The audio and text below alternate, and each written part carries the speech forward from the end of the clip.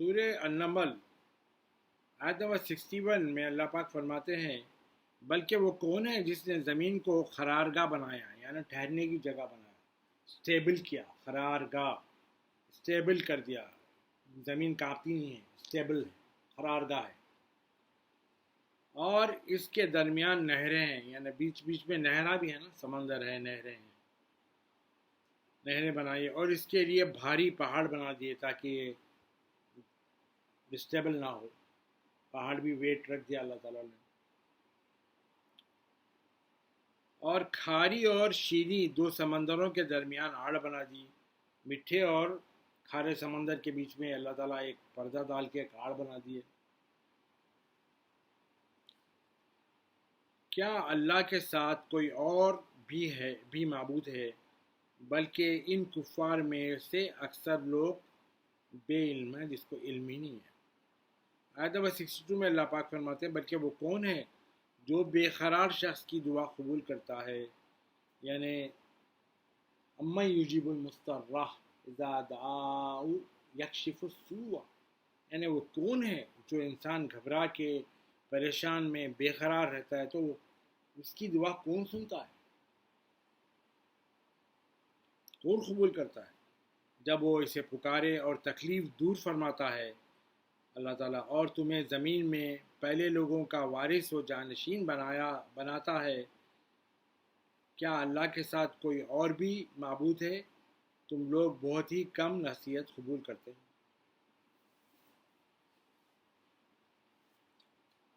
تمہارے باپ کا وارث بیٹے کو بناتا ہے، کون بناتا ہے؟ اللہ ہی بناتا ہے، نہیں. اور انسانوں کے بارے میں اللہ پاک فرماتے ہیں نصیحت بہت کم قبول کرتے ہیں انسان.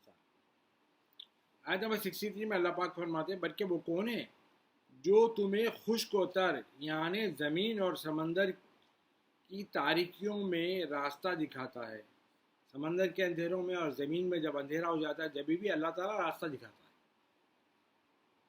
اور جو ہواؤں کو اپنی باران رحمت سے پہلے خوشخبری بنا کر بھیجتا ہے، یعنی بارش آنے سے پہلے ہوائیں آتی ہے، بارش کی خوشخبری لے کے آتی ہے. کیا اللہ کے ساتھ کوئی اور بھی معبود ہے؟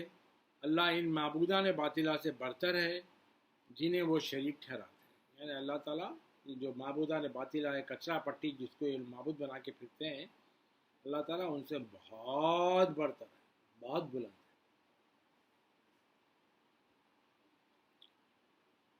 آیت نمبر 64 میں اللہ پاک فرماتے ہیں بلکہ وہ کون ہے جو مخلوق کو پہلی بار پیدا کرتا ہے، پھر اسی عمل تخلیق کو دہرائے گا. یعنی جو اللہ تعالیٰ کریٹ کرتا ہے پہلے مخلوق کو، پھر بعد میں یہی عمل کو ریپیٹ کرے گا، کیونکہ پھر یہ مر جانے کے بعد دوبارہ پھر پیدا کرے گا. اور جو تمہیں آسمان اور زمین سے رزق دیتا ہے، کیا اللہ کے ساتھ کوئی اور بھی معبود ہے؟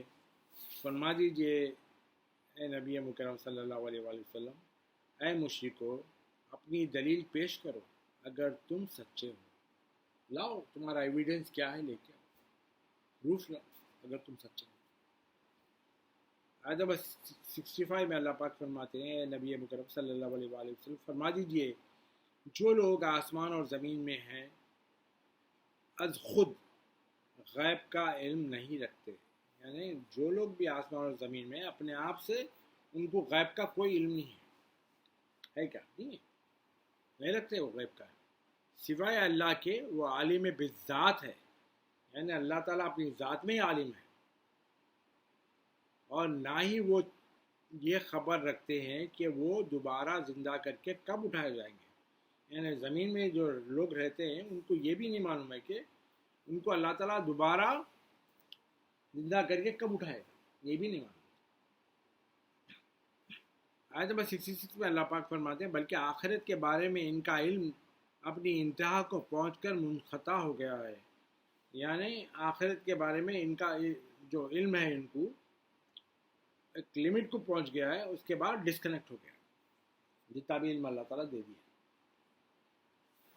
مگر وہ اس کے بارے میں محض شک میں ہی ہے، شک میں مبتلا ہے، بلکہ وہ اس کے علم خطائی سے اندھے ہیں، یعنی آخرت کے بارے میں وہ شک میں ہے، اور بلکہ آخرت کے علم کے بارے میں یہ لوگ ایکچولی اندھے ہیں۔ آیت نمبر 67 میں اللہ تعالیٰ فرماتے ہیں اور کافر لوگ کہتے ہیں کہ کیا جب ہم اور ہمارے باپ دادا مر کر مٹی ہو جائیں گے تو کیا ہم پھر زندہ کر کے قبروں سے نکالے جائیں گے؟ آیت نمبر 68 میں اللہ پاک فرماتے ہیں در حقیقت اس کا وعدہ ہم سے بھی کیا گیا، وہ کہیں گے کہ در حقیقت ایکچولی میں یہ واپس زندہ کرنے کا وعدہ ہم سے بھی کیا گیا، اور اس سے پہلے ہمارے باپ دادا سے بھی، یہ اگلے لوگوں کے من گھڑت کہانیوں کے سوا کچھ نہیں ہے۔ آیت نمبر 69 میں اللہ پاک فرماتے ہیں نبی مکرم صلی اللہ علیہ وآلہ وسلم فرما دیجئے تم زمین میں گھومتے پھرا کرو، پھر دیکھو جا کے خوب گھومو پھرو، پھر دیکھو مجرموں کا انجام کیسا ہوا تھا۔ آیت نمبر 70 میں اللہ پاک فرماتے ہیں اور اے حبیب مکرم صلی اللہ علیہ وآلہ وسلم آپ ان کی باتوں پر غمزدہ نہ ہوا کریں اور نہ اس مکر و فریب کے باعث جو وہ کر رہے ہیں تنگ دلی میں مبتلا مت ہو۔ یہ مکاریاں جو کر رہے ہیں، پلاننگاں کر رہے ہیں، بدماشیاں کر رہے ہیں، اس سے بھی آپ غمزدہ مت ہو برے رسول اللہ کو، اور ان کی باتوں سے بھی غمزدہ مت ہو۔ آیت نمبر 71 میں اللہ پاک فرماتے ہیں اور وہ کہتے ہیں کہ اگر تم سچے ہو تو بتاؤ یہ عذاب آخرت کا وعدہ کب پورا ہوگا؟ رسول اللہ سے پوچھتے ہیں۔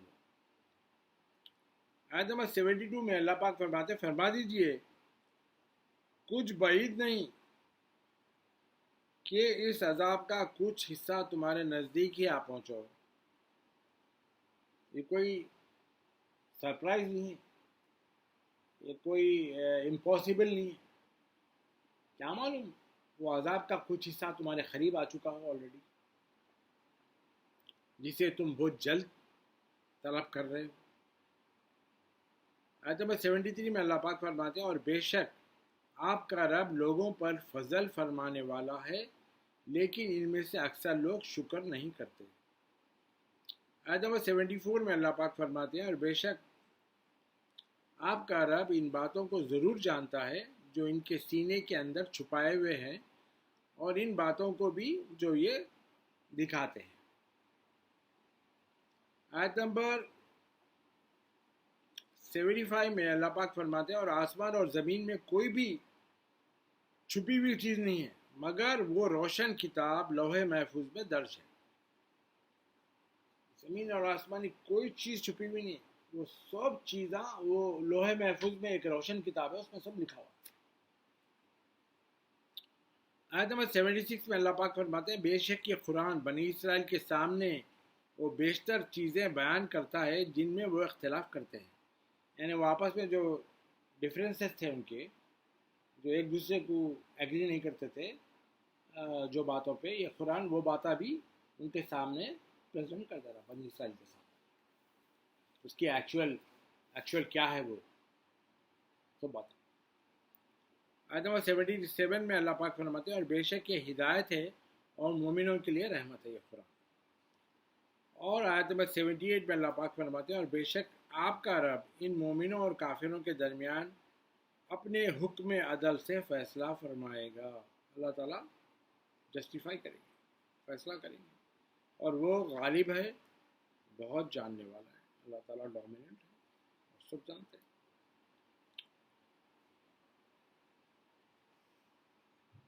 آیت نمبر 79 میں اللہ پاک فرماتے ہیں بس آپ اللہ پر بھروسہ کریں، بے شک آپ صریح حق پر قائم اور فائز ہیں، یعنی آپ کریکٹ بات پہ ہیں، آپ حق پہ قائم ہیں، آپ اللہ پہ بھروسہ کریں۔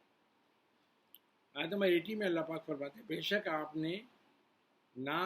نہ تو حیات ایمانی سے محروم مردوں کو حق کی بات سنا سکتے ہیں اور نہ ایسے بہروں کو ہدایت کی پکار سنا سکتے ہیں جبکہ غلبہ کفر کی وجہ ہدایت سے پیٹ پھیر کر قبول حق سے انکار کرنا ہے.